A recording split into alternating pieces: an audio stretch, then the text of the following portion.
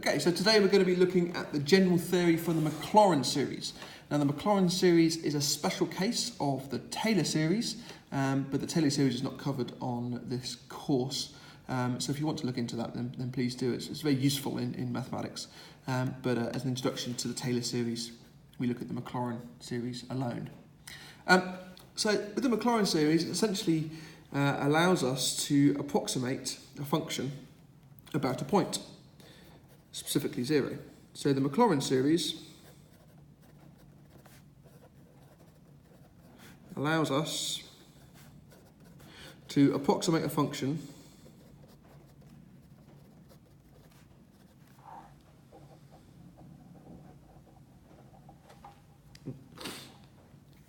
as a polynomial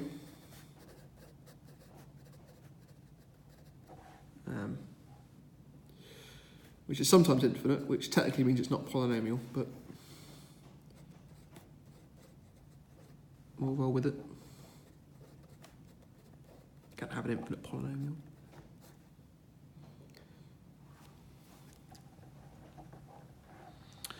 About x is 0. So the idea is the approximation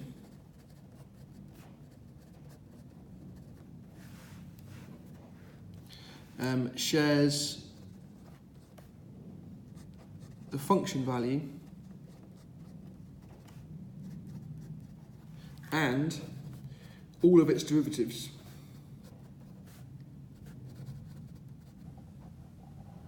Maybe not all, maybe up to a certain number in some situations, at the point x equals 0.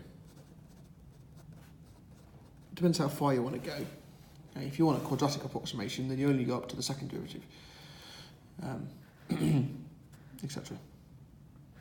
All right, so f of x,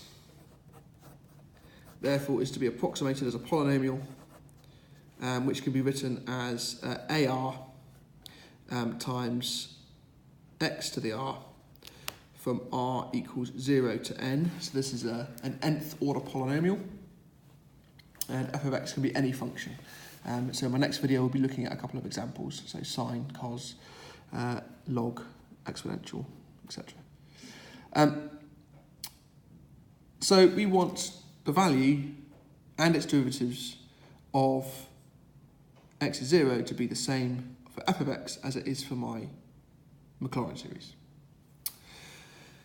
Well, f of x, let's just say f of x is equal to a0 plus a1x plus a2x squared plus a3x cubed, and so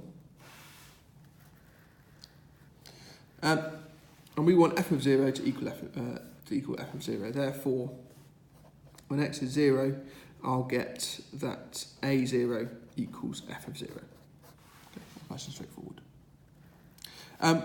But not only do I want the value of the function to be the same in my Maclaurin series, I also want its derivative. So I'm going to differentiate it. F primed of x, well, the constant's going to disappear. That's going to go to a1. That's going to go to 2a2x. That's going to go to 3a3x squared, etc., etc.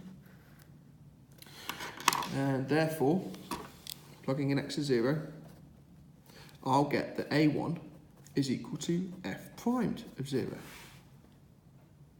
Because I want the derivative to be the same as the derivative of the function when x is 0. When x is 0, everything else disappears, except for this term. I do the same thing again, and I can keep repeating the process. F double primed of x is going to be 2a2 plus 6a3x plus, this one would be a 4 times a 3, so that's a 12a4x squared, and so on. And again, plugging in x is 0, I'll get that 2a2 is equal to f double primed of 0. So this implies that a2 is a half f double primed of 0. And I can start building up my coefficients. F triple primed of x is 6a3 plus 24a4x plus 5 times 4 times 3, 60, a5x squared. Plug in x is 0, and I'll get that 6a3 is equal to the third derivative of f at 0. So this tells me that a3 is a sixth f triple primed of 0. And I can continue in this manner, and I'll get in general that the rth coefficient is equal to 1 over r factorial times the rth derivative of f at 0.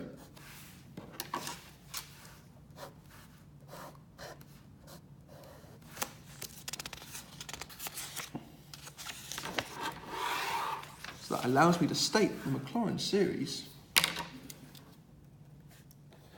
as f of x is, I'm going to say, approximately equal to the sum from r equals 0 to n of 1 over r factorial times f rth derivative of 0, so this is my AR, times x to the r. So what I've done is I've taken this definition here, which is what I stated at the beginning, it's a general polynomial of order n. I've used a technique to allow me to find the rth term of the sequence A in terms of r, and I've used that definition for AR in here to give me this. Okay, so I've got AR, which is now that, times x to the r. And that is the definition of the Maclaurin series.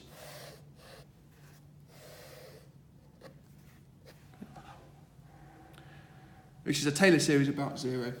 In general, the Taylor series,